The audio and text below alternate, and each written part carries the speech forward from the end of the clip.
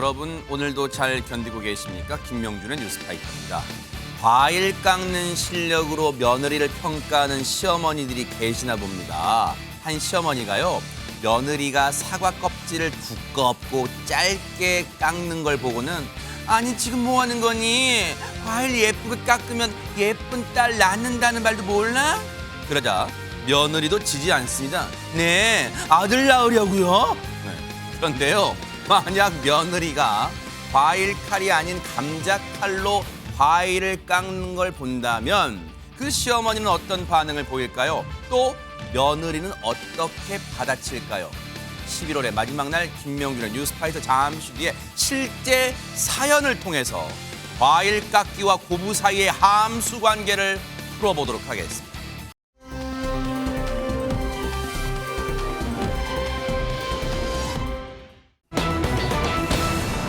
세상에 자고 일어나는데 이런 피해를 당한다면 화가 나다 못해 황당할 것 같습니다. 안진용 기자님.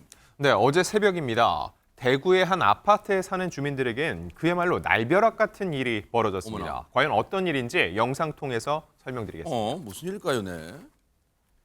대구 북구에 위치한 한 아파트 지하 주차장입니다. 전조등을 켠 자동차 한 대가 주차장에 오더니 저렇게 주차된 차를 그대로 들이받습니다.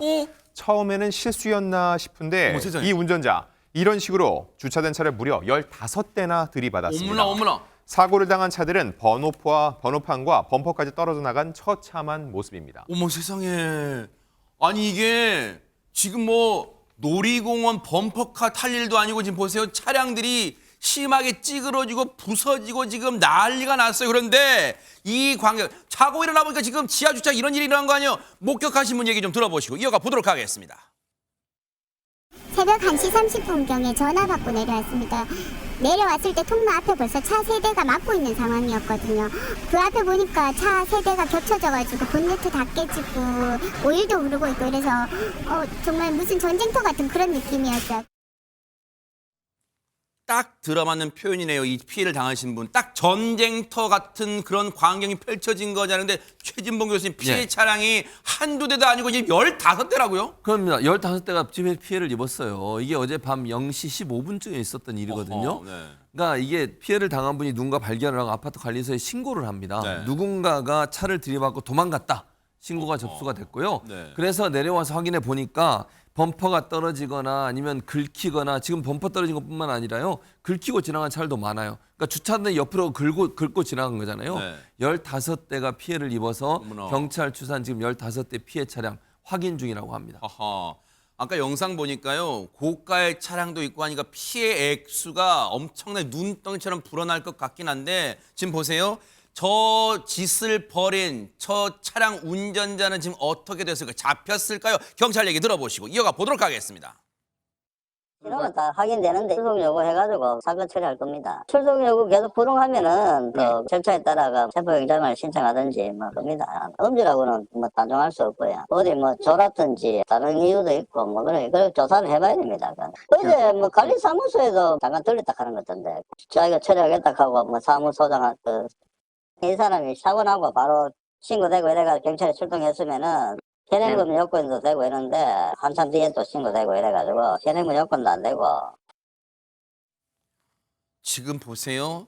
연락이 된다는 건 허주엠이라는 사람이 누군지 안다. 지금 경찰은 누구 소행인지 안다는 거죠. 근데 지금 연락도 안 되고 지금 저게 자기가 그냥 이렇게 숨어 있으면 지금 안 들키고 지금 그럴 거라 생각하는 거예요. 지금 왜 연락도 안 받는 거예요, 그러면? 여러 가지 이유를 생각해 볼 수 있을 것 같은데요. 만약에 음주 상태였다고 가정을 해본다면 네. 시간이 지나면은 이 운전 당시 혈중 알코올 농도를 측정할 수가 없겠죠. 그래서 잠적했을 가능성을 배제를 할 수가 없기 때문에 아마 이런 부분도 가능성을 열어두고 수사를 할 것이라는 생각이 들고요. 사실 어젯밤에 경찰에서 이미 이 사람의 주소를 특정을 했었어요. 전화 연락, 문자 연락, 인터폰까지 다 호출했었는데 받지 않았다고 하고요. 네. 오늘 아침 10시가 넘어서야 이 가해 운전자와 연락이 닿았다고 합니다. 됐어요. 아하, 네, 네. 그래서 가해 운전자가 조만간 출석하겠다 이런 입장을 밝혔 밝혔기 때문에 아마 지금 단계에서 체포영장 신청을 검토하지는 않을 거라는 생각이 듭니다. 일단 소환 조사에 응한다고 하면 체포 불응이 아니기 때문에 요건에 해당하지 않을 가능성이 있습니다. 네. 그래서 일단 불러서 조사를 한 뒤에 네. 지금 이렇게 사람이 다치지 않은 사고 후 미조치, 그러니까 이른바 우리가 물피도주 내지는 물피뺑소니라고 하잖아요. 가벼운 접촉사고 정도라면 뭐 벌금 20만 원 정도로 처벌 수위가 경미하지만 이 정도로 많은 손괴 피해가 발생했고 교통 흐름에 완전히 장애를 발생할 정도였잖아요. 네. 그렇다고 하면 이거는 5년 이하의 징역 또는 1,500만 원 이하 벌금형에 처해질 수 있는 사안으로 보여요. 그래서 네. 이런 부분을 적용할 수 있는 상황인지 말씀드린 것처럼 음주 또는 혹은 약물, 다른 마약 이런 거에 취해서 이런 사고를 발생시킨 것은 아닌지 수사가 진행될 것으로 보입니다. 일단은 연락은 됐다고 하니까 왜 그런지 일단 자초지종은 들어봐야 될 것 같은데 지금 저 피해를 당하신 앞서 제가 말씀드렸잖아요. 허준 변호사님 차량이 고가의 차량도 있고 뭐 그런단 말이에요. 근데 저 피해를 당하신 분은 누구한테 저 보상을 받아야 되는 거예요? 피해 배상을. 결국에는 가해 운전자가 피해 배상을 다 해줘야 될 겁니다. 가해 운전자가 가입한 보험으로 처리를 하든지 네. 그게 아니라고 하면은 이제 가입한 운전자 보험으로 처리를 하고 나중에 가해자에게 구상하는 방법으로 손해배상을 받으셔야 할 걸로 보입니다. 참 혹시 나중에라도 나 돈 없어 나올진 모르겠어. 어쨌든 저런 어처구니 없는 짓을 벌인 사람 반드시 법의 따끔한 맛을 좀 봐야 될 것 같습니다.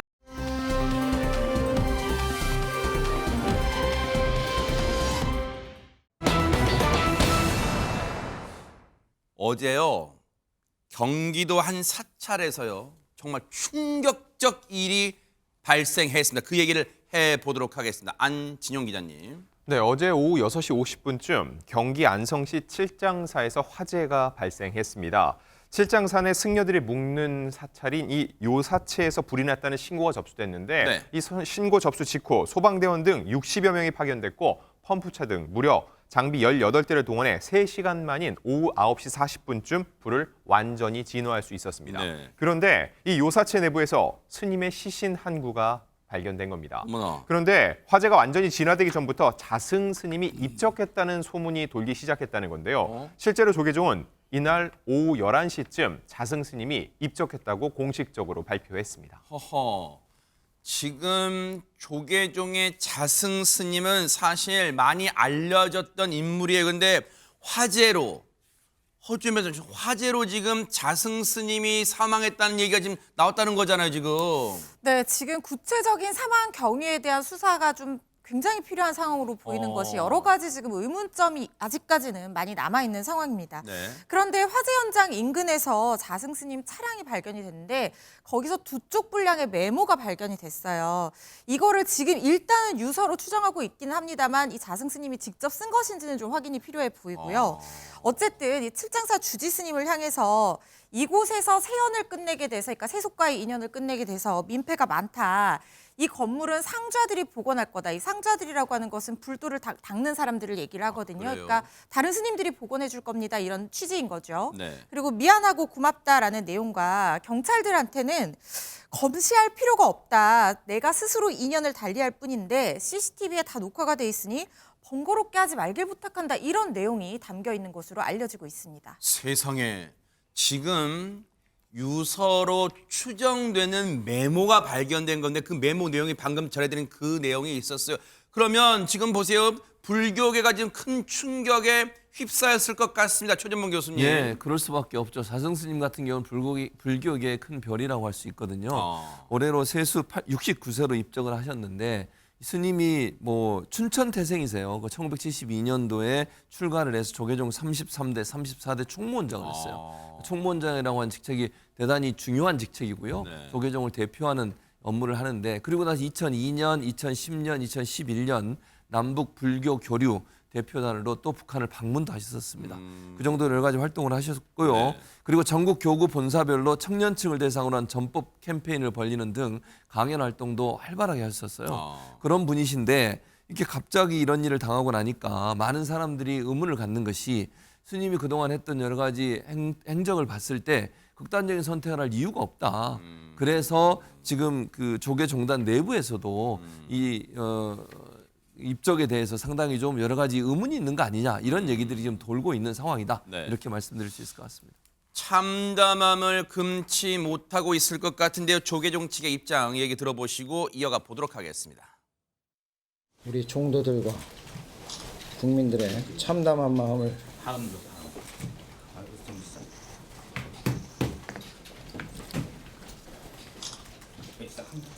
가누지 못하며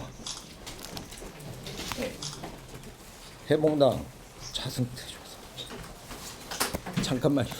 다시 하겠습니다.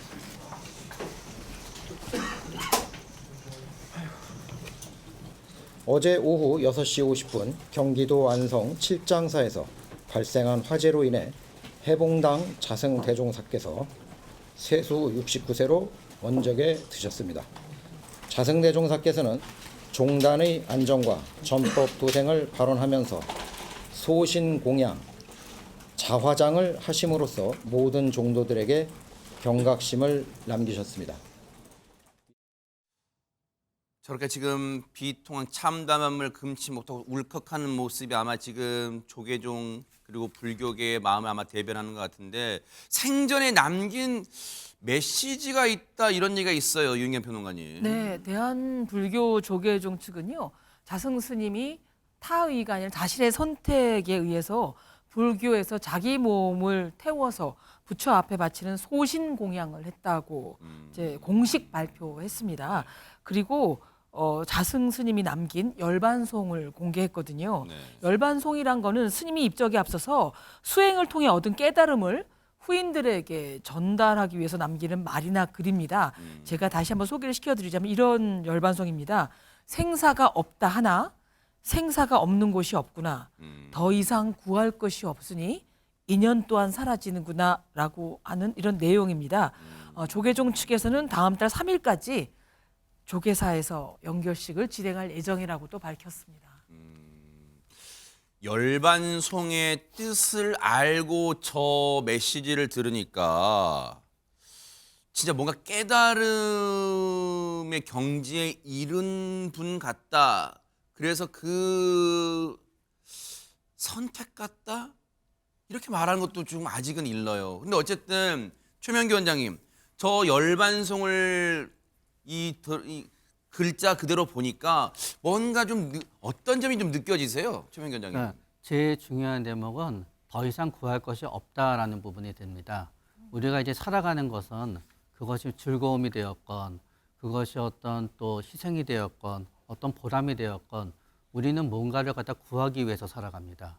우리가 아무것도 구하지 않는 삶은 그때부터 의미가 없는 거지요. 네. 그렇기 때문에 저 열반송을 작성할 당시에는 이제 내가 이 생에서 내가 구해야만 되는 모든 게 이 생에서 구해졌고 그 다음에 나의 마음은 그 다음 생으로 이어져야 된다는 부분이 아마 있었을 가능성이 있습니다. 네. 만약에 소신공양이 맞다는 전제 아래에요. 네. 일단은 저런 안타까운 소식이 전해지면서 지금 불교가 침통한 분위기일 텐데 그런데 허주연 변호사님 아직까지는 뭐라고 확실하게 단언하기에도 좀 이런 상황 아닌가 그런 생각도 들어요. 어떻습니까? 네, 그래서 제가 아까 이제 수사가 좀 진행될 필요가 있다 이렇게 말씀을 드렸던 건데요. 일단 윤회를 믿는 승려가 자신 말고 다른 사람들이 불길에 희생될 수도 있는 그런 방법으로 이 극단적인 어떤 선택을 했다는 점에 대해서 사람들이 좀 의구심을 품을 수 있는 부분이 있다는 생각이 들고요. 네. 그리고 지금 이 법구라고 하죠. 스님의 시신이 많이 훼손이 돼서 DNA를 기존에 가지고 있는 물건과 대조 작업을 해서 신원을 확인할 정도로 많이 이제 훼손이 된 상태이기 때문에 정확한 사망 원인을 좀 밝혀봐야 되는 부분이 있다는 생각이 들어요. 네. 근데 그랬기 때문에 경찰이 지금 방화나 방화에 의한 살해 또 제3자가 개입해서 사고로 위장했을 가능성 이런 모든 가능성을 다 열어주고 수사 중인 상황이고요. 국정원도 나서서 어제 현장 점검을 실시를 했는데요. 네. 경찰 수사와 별도로 혹시 이제 테러나 안보 위해 여부 이런 것들을 확인하기 위해서 같이 이제 나서서 수사를 진행을 했다고 합니다. 네. 그런데 사찰 내 이 CCTV를 통해서 이 자승 스님의 마지막 행적이 확인이 됐다는 지금 소식이 들어왔는데요. 그래요. 그러니까 3시간 반쯤 전에 칠장사에 도착을 했다고 해요. 그리고 주지 스님과 얘기를 나누고 이제 요사체에 들어갔다고 합니다. 그리고 6시 36분쯤에 한번 문을 열고 다시 닫는 모습, 그다음에 플라스틱 통 2개를 들고 들어가는 모습이 확인이 됐고요. 6시 36분에 마지막으로 문을 열고 다시 닫은 이후에 43분쯤에 불길이 치솟았거든요.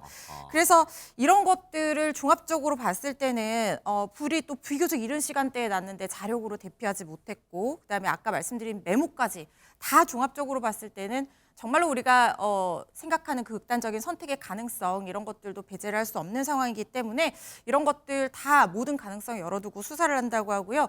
차량 내에서 나온 메모에 대한 필적 감정도 진행할 예정이라고 합니다. 일단 안타까움을 금할 길이 없을 것 같아요. 지금 불교계는 물론이고 이제 많은 분들도 이제 자승스님을 봐왔던 분들도 지금 충격을 받으셨을 텐데요. 일단 경찰 수사, 최종 수사 결과도 차분하게 지켜보도록 하겠습니다.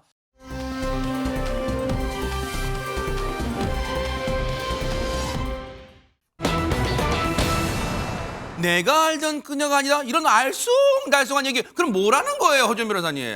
사람이요. 아, 이런 사람인 줄 알았는데 이런 면이 있었어? 이런 반전 매력, 카운터 펀치를 날릴 때 정말 푹 빠져들게 되잖아요. 네. 말 그대로 내가 알던 그녀가, 내가 알던 그 가수가 맞나 어? 싶을 정도로 반전 매력을 보여주는 스타들이 등장했는데요. 오호. 바로 이번 주부터 MBN에서 새로 시작한 따끈따끈한 새 프로그램 현역 가왕에서 네. 트로트 한일전을 위해서 탑7 선발하기 위한 대결이 펼쳐진 건데요. 아. 이 무대에서 그동안 숨겨왔던 이 보여주지 않던 매력을 완전 발산을 한 건데요. 네. 먼저 혹시 이 가수를 아시나요? 영상으로 소개해드리겠습니다. 누굴까요, 네? 거울아 거울아 이 세상에서 누가 제일 예쁘니? 누구? 하나 아니고 두리 공주입니다. 저를 항상 두리 공주라는 모습으로 기억을 하실 텐데요. 오늘만큼은 제가 정말 색다른 모습을 보여드리도록 하겠습니다. 동엽씨 도와주세요. 잠시만 와주시렵니까? 이쪽을 꽉 잡거라.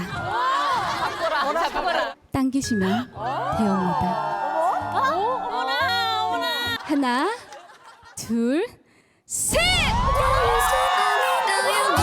자, 하나, 둘, 셋!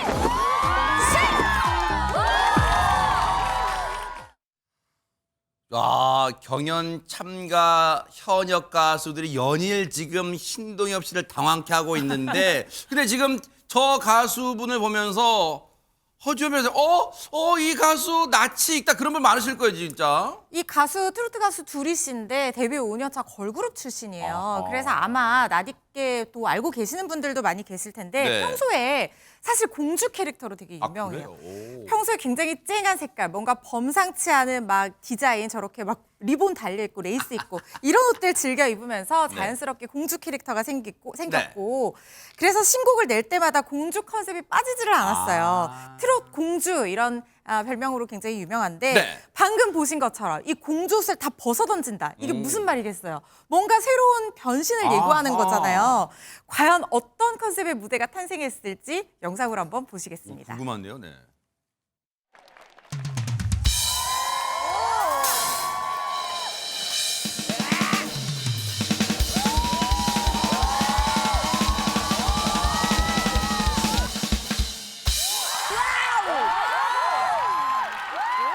야, 침 들렸어. 리플래시야, 리플래시.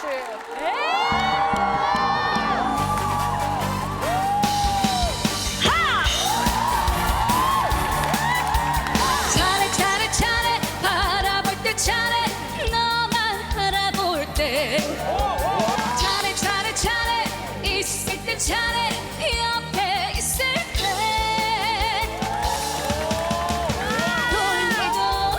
돌리도 내 사랑 돌리도 처음에는 좀 같다고 나 없이는 못 산다고 두세 살짝 매달린 요놈의 사랑아 차례 차례 차례 바라볼 때 차례 너만 바라볼 때 차례 차례 차례 있을 때 차례 옆에 있을 때 떠난 사랑은 다시 오지 않아 후회할 때는 이미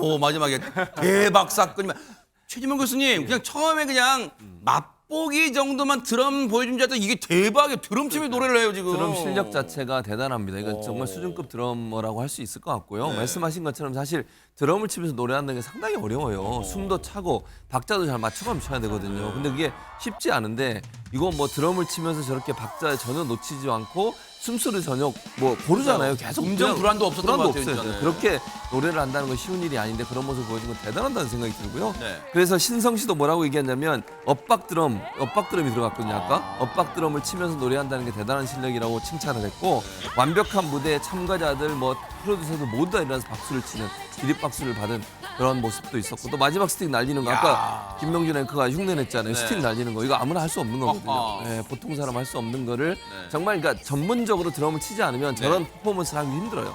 그런까지 보여줬다고 하는 것은 정말 대단한 실력을 갖고 있는 그래서 많은 사람이 뭐라 그랬냐면 트로트 아티스트의 세계를 열었다. 아하. 그렇게 칭찬을 했습니다.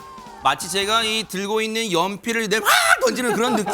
죄송합니다. 근데 어쨌든 안진영 기자님 저 정도 실력의 드럼이라면 이게 하루 이틀 연습한 건 아닌 것 같아요. 네, 저 정도 드럼을 치려면은요 정확히 얼마를 연습해야 되는진 저도 모릅니다. 정확히 말씀드리면 좋겠는데 근데 다만 네.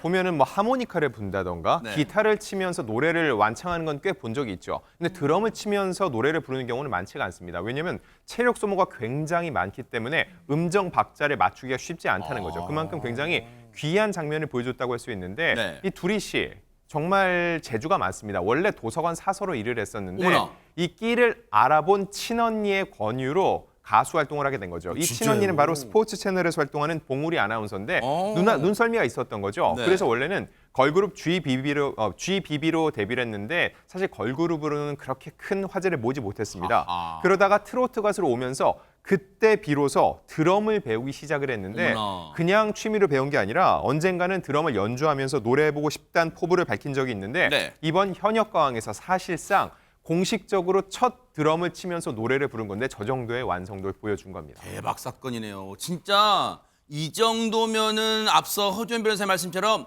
내가 알던 그녀가 맞아 딱 그게 맞는 것 같은데 혹시 또 다른 반전 매력을 가진 분 계실까요, 허주현 변호사님? 있죠. 제가 준비를 했습니다. 어허. 청학동 소녀, 아기 트롯 맹수. 너무 유명하잖아요. 김다현 어허, 양. 네. 09년생 14살인데요. 네. 이번에 현역 가왕에 아, 도전했습니다. 진짜예요? 네.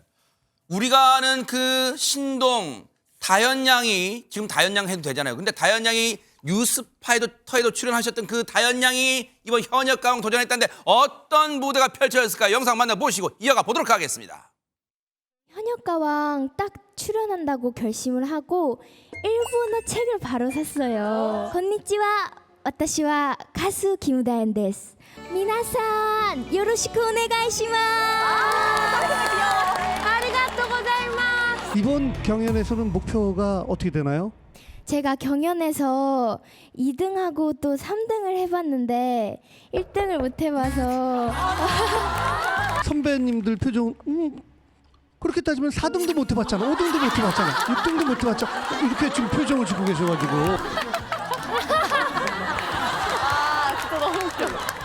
세계적으로 사랑받는 가수가 되려면 일단 국가대표가 돼야 된다고 생각을 해요. 그날까지 현역가왕 막둥이 김다현 많이 사랑해주세요. 말 그대로 본인 소개처럼 유인경 평론가 이번 현역가왕 도전 경연자 중에 제일 막둥인가 봐요. 지금 다현 양이 어떻습니까? 예, 14살이고 경력 5년 차인데 막둥입니다. 그러니까 선배들이 볼 때는 아우 저 어린 것이 초딩 때 봤던 다현이가라고 네. 하시겠지만 네. 불타는 MBN 불타는 장미단에서는 다른 어린 신동들을 평가하는 또 그 심사단에도 들어 있고요. 네.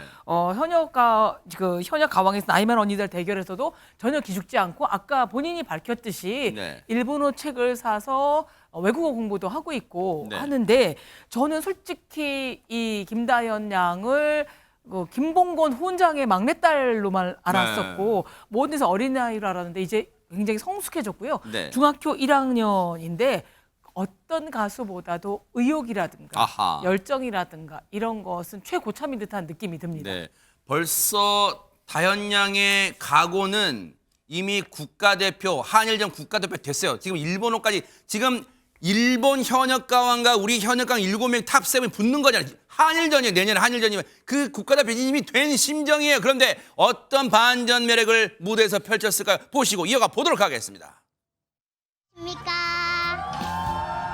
소인 금년 나이 방년 12세 국악트롯 요정 김다연입니다. 오늘보다 더 나은 내일이면 돼. 인생은 지금이야. 어렸을 때는 이렇게 생겼고 이렇게 노래를 불렀는데 지금의 모습을 좀 보여드리고 싶고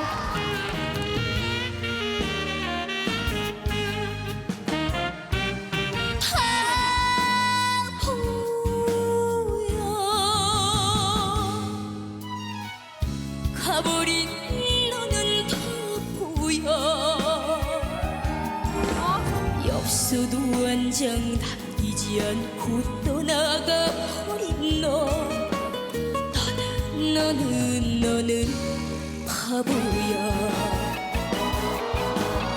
300초 이슬 같은 눈방울에 그리움 번지고 있네. 바람은 불고 갈리픈 울고 계절은 슬픈데 너의 발길 강보다 미운 바보야. 예쁜 바보야. 내 마음도 몰라주는 바보야. 내 마음도 몰라주는 바보야.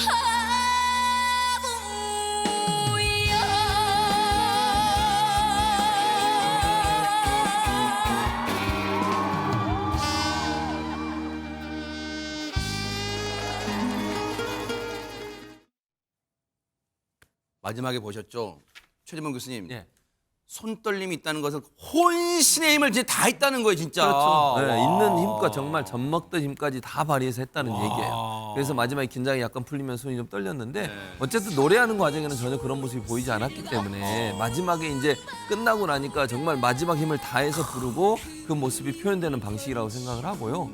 그래서 저는 이제 그 2살 차인데도 12살 때 불렀던 거하고 너무 다르잖아요. 그러니까요. 그 뭐랄까 감정 표현도 그렇고 본인의 어떤 노래의 깊이도 그렇고 이런 부분들이 그러니까 엄청나게 빠른 시간 안에 성장한 모습을 보여주는 부분. 그리고 정말 성인 가수라고 해도 믿을 만큼의 네. 성장을 보여준 것도 앞으로 발전 가능성을 정말 높이 평가할 수 있는 그런 가수가 아닌가 이런 생각이 듭니다. 확실한 건 확실히 이 다연 양이 몇 년 전 MBN의 보이스트롯 나왔을 때보다는 실력이 일단 일취월장한 건 느껴져요. 와, 어쨌든 이번 이를 단단히 갈고 나왔다 한 게 확 느껴지는데, 아니 그렇다면 허주현 선생님 또 다른 정말 우리가 알던 그녀가 아니네 이런 분 또 있어요? 이번에는 사실 솔직히 말하면 우리가 알던 그녀가 아니다라기보다는 내가 아는 그 사람이 맞나? 이 사람 누구지? 이렇게 엄청난 궁금증을 자아내게 하는 인물을 소개를 해드리려고 하는데요. 네. 제가 왜 이렇게 말씀드리냐면 아직까지 얼굴, 이름 아무것도 공개가 되지 않았습니다. 그냥 목소리만 우리가 알고 있는 거예요. 무슨 설마요? 이야기일지 네. 영상으로 만나서 한번 살펴보시고 누군지 한번 궁금해하시면서 확인해 보시고 오겠습니다. 네네. 네, 기다렸습니다. 현역 가수 1일차 마스크걸입니다. 반갑습니다. 현역 가수 1일차라고요? 그게 무슨 말씀이에요? 제가 현역 가왕에 너무 나오고 싶어서 앨범을 냈어요. 그게 바로 오늘 나왔습니다. 멋있다.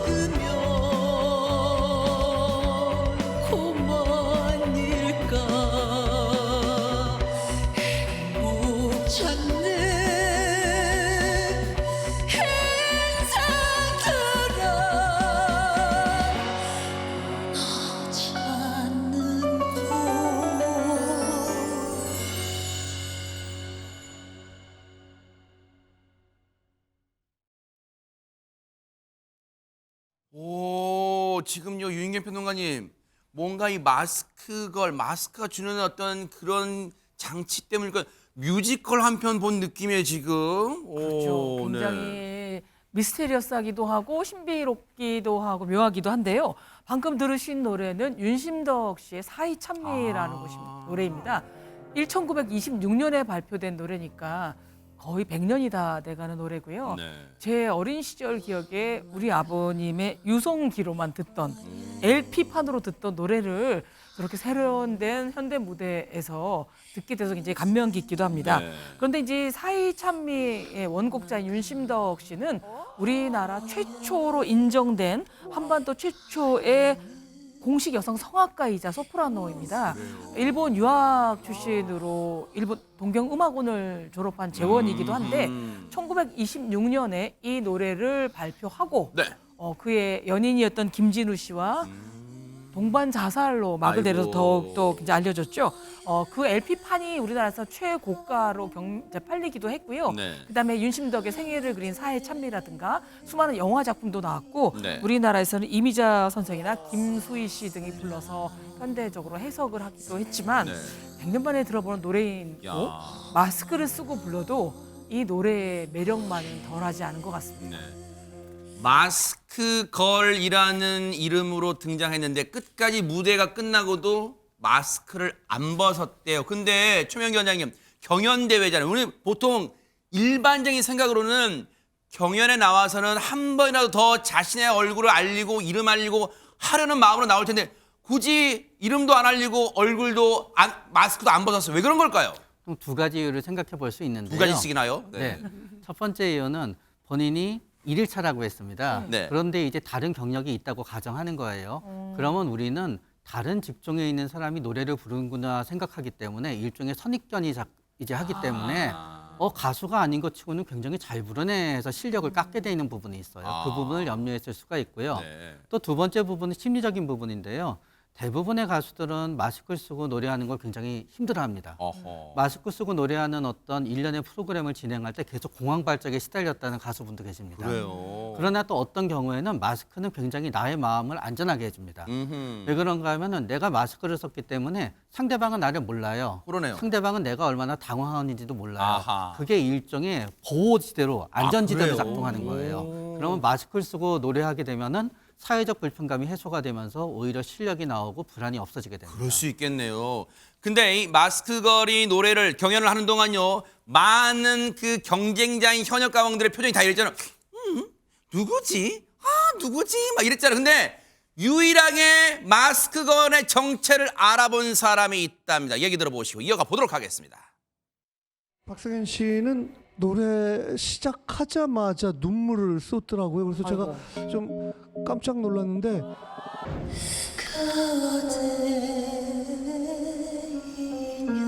누구예요? 저는 알 것 같거든요. 이 친구가 얼마나 고생을 했고 이제 그런 거를 잘 알기 때문에 고생을 많이 하고 돌아서 여기까지 왔구나. 저 너무 대견해서 나중에 마스크를 딱 벗었는데 아니네 죄송합니다. 그러면 정말 죄송합니다. 그러면 혼자 청승 떤 걸로 하겠습니다. 마스크를 몇 주 더 써야 할 수도 있는데 올인 받을 때까지 일단 쓰고 있겠습니다. 박성현 씨가 아는 그 가수일지 마스크걸의 정체가 공개되는 그날까지도 기다려보는 것도 현역 가왕을 보는 또 다른 재미가 될 것 같다 이런 생각 해봅니다. 응원해 보도록 하겠습니다.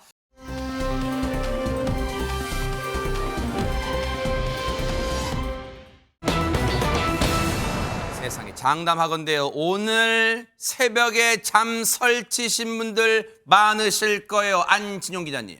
그 이유는 바로 세상이 흔들려서일 겁니다. 네. 11월의 마지막 날인 오늘 오전 4시 55분께 경북 경주시 동남동쪽 19km 지점에서 진도 규모 4.0 정도의 지진이 발생했습니다. 네. 진원 깊이는 12km로 추정이 되는데요. 그래서 각 지역마다 느끼는 차이는 좀 있었지만 지진을 느낀 분들은 꽤 많았습니다. 아하. 일단 이 흔들림의 정도를 나타내는 계기 진도를 보면요. 네. 경북이 5입니다. 그럼 거의 모든 사람들이 흔들림을 느끼거나 그릇이나 창문이 깨지기도 할 정도고요. 울산은 계기 진도가 4였습니다. 이거는 실내에 많은 사람들이 일부 느끼고 잠에서 깰 정도의 진도였습니다. 네. 그리고 경남, 부산은 3. 실내, 특히 건물 위층에 있는 분들은 현저히 느끼고 정차한 차가 약간 흔들리는 정도니까 예민한 분들은 충분히 느끼셨을 수 있고요. 네. 그 외에 강원, 대구, 대전, 전북, 충청, 충북은 2였습니다. 이 정도 되면은 조용한 상태 건물 위층 소수만 느끼는 정도라고 할 수 있는데요. 네. 실제로 오전 5시께 소방당국에 접수된 유감 신고는 70여 건이었습니다. 네. 그래도 다행인 건요. 피해 신고는 접수되지 않았다는 거죠. 네. 한국수력원자력은 모든 가동 원전에 영향은 없었다고 밝혔습니다. 다행이에요. 피해가 없어서 천만 다행이긴 합니다만 제가 아까 말씀드렸죠. 새벽에 이 지진의 흔들림으로 잠 설치신 분도 계시지만 이게 흔들려서 잠을 설치신 분도 많으실 거예요. 유인경 평론가님. 그렇죠. 왜냐하면 세상 곤히 자고 있어야 되는데 세상에 요란하게 나오는 게 긴급 재난 문자. 그다음에 저도 오늘 그랬죠. 안전 안내 문자 때문인데요. 네. 깜짝 놀라서 잠에서 깨신 분들이 전쟁이라도 한 건가? 도대체 무슨 일이 하고 휴대전화를 열어보니 네. 우리 지역과도 상관이 없는데 안내전화가 그러니까 문자가 와 있으면 짜증나죠. 네. 그래서 잠이 안 났다, 잠 깼다, 가뜩이나 불면증 시사인데 왜 이러냐라고 난리 쳤는데 네. 그런데 네. 정작 네. 경북도와 경주시는 지진 발생 30여 분이 지난 뒤에야 재난안전 문화를 발송한 것을 뭐예요? 두고 늑장 대응이라는 비난과 지적을 면치 못하고 있습니다. 어머 세상에. 아니 자기 지역 지금 문자 지금 그런 상황이 안 돼. 지금 30분 뒤에 이 경보 이 문자를 발령했단 말이에요. 근데 이 문자 왔을 때 이거 이 소리를 흉내를 못 내게 너무 커. 저도 휴대폰을 머리맡에 두고 잤는데 새벽에 깜짝 놀라서 근데 허재 변호사님 서울은 지금 저기 지진이 일어난 곳과는 상관도 없는 뭐 서울 경기 할 것도 없지만 꼭 지진이 안 일어난 지역도 이런 재난 문자를 받아야 되는 거예요 법적으로? 아니요, 제가 알기로는 일단 그런 규정이 없고요. 무조건 전국에 다 보내라는. 그래서 찾아봤는데 저는 제가 아는 한 찾지를 못했습니다. 아하. 오히려요, 셀 브로드캐스팅 시스템 서비스라고 해서 그 특별한 지역만 설정해서 맞춤형 알람 서비스를 전송할 수 있는 시스템을 우리나라가 갖추고 있다고 해요. 네. 그런데도 불구하고 왜 이렇게 전국으로 문자가 발신이 됐는지는 좀 저도 잘 모르겠어요. 의문인 상황입니다. 미국에서 오신 13년간 그럼 미국도 이제 그런 자연재해 있잖아요. 네. 미국도 뭐 지진이 있을 거 아니에요. 있죠. 그럼 미국도 지진 그 발송 시스템 어떻게 돼요? 발송 그러니까 시스템. 재난 문자를 보내긴 한 30분 정도 전에 보내는데요. 이제 이렇게 발생할 경우 근데 문제는 소리가 그렇게 요란하지가 않아요. 아 그래요? 그러니까 제가 있을 땐 그랬어요. 그러니까 지금처럼 우리나라는 엄청나게 소리가 크잖아요. 물론 재난을 알리기 위해서 그래야 된다는 필요성도 있을 것 같은데 지금 문제는 뭐냐면 실제 재난 지역도 아닌데 그런 소리를 듣게 되면 모두 다가 잠을 못 자는 거잖아요. 그러니까 이게 문제라는 거예요. 그러니까 미국도 재난 문자를 보내죠. 우리나라처럼 이렇게 아주 요란한 소리를 내면서 오진 않아요. 그냥 재난 문자가 발송이 되는 거죠. 그러니까 경고음으로 볼리는 건데 우리는 지금 이 소리라고 하는 게 엄청 커요. 이게 장단점이 있을 거라고 보여지는데 그러니까 새벽이나 이런 데는 이제 모든 사람한테 알려야 되는 그럴 수 있지만 문제는 뭐냐면 그러면 정말 필요한 곳에 보내야 되는 거잖아요. 근데 지금 문제는 필요한 곳에는 안 울리고 필요 없는 곳에 울리는 거잖아요. 네. 이게 문제라고 저는 생각이 듭니다. 네. 필요한 곳에서는 늑장 30분에 늑장 발송되고요. 아니 혹시 이러다가 걱정되는 건 우리 양치기 소년 그런 동화처럼 최민 과장님 이거 정작 정말 자기 지역에 이런 거 울렸을 때 아유 또 어디 또 다른데 뭐 나 저기 뭐 큰일 생겼나 보다 하고 이게 무시할 수도 있잖아요 세상에. 그러니까 깨는 것 자체는 그거랑 관계없이 기계적으로 깨게 될 것 같습니다. 아하. 왜냐하면 우리의 잠은 스테이지 1, 스테이지 2, 스테이지 3, 스테이지 4에서 점점 깊게 됩니다. 또 잠을 잘 잔다는 사람은 스테이지 3하고 4에서 왔다 갔다 하는 시간이 많고요. 네. 자주 깬다는 사람은 1, 2에서 왔다 갔다 하는 분이 있습니다. 아하. 4에서 있는 분들은 엔지간한 거에 잘 깨지 못합니다. 네. 그러나 1, 2에서 왔다 갔다 하는 깨는데 이제 문제는 거기에서 있을 수 있죠.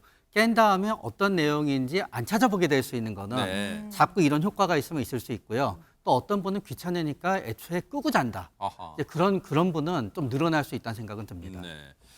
어쨌든 이 재난 문자 앞으로 조금 시스템을 체계를 조금 개선할 필요가 있다 이런 생각도 드는데 그런데 이번에는 또 다른 논란이 되고 있는 알림이 하나 있대. 그게 뭘까요? 안진용 기자님. 아예 엉뚱한 정보를 홈페이지에 올린 곳도 있습니다. 바로 국민건강보험공단인데 요즘 영하권 날씨죠. 이럴 때는 굉장히 춥기 때문에 한랭 질환을 걱정해야 되죠. 그런데 정작 이곳에서는 폭염이 기승을 부리는 한여름에 나타나는 온열 질환을 경고했다는 거죠. 세상에. 네, 온열 질환, 일사병이나 열사병 등이 포함되는 더운 날씨가 원인인데 이 잘못된 정보가 최소 열흘 가까이 제공되고 있었지만 이 공단 측은 정확한 기간조차 파악을 하지 못하고 있었다는 겁니다.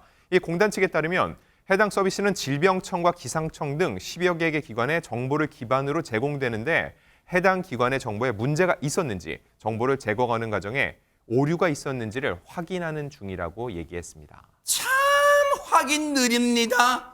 이거 아마 확인 다 완료되면 그때 정말 온열 질환 걱정에 대한 그 계절이 올지도 모르겠어요. 정말 답답합니다. 답답해 진짜.